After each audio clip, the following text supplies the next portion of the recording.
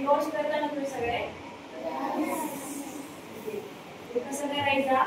आधी हात ओले करायचे, नळ चालू करायचा, हात ओले करायचे, नंतर साबण घ्यायची किंवा हँड वॉश जे पण आहे ते घ्यायचं आणि त्याने असे असे हात जोडायचे. धुई टाकले पण असे, त्याच्यानंतर असे back side, back of hand असे दोन्ही बाजूला, त्याच्यानंतर असे, त्याच्यानंतर असं गोळी गोल गोळी थंब, त्याच्यानंतर असं दोन्ही हँड्स, त्यानंतर असं. ओके. आणि स्वच्छ धुवून घ्यायचे पाण्याखाली.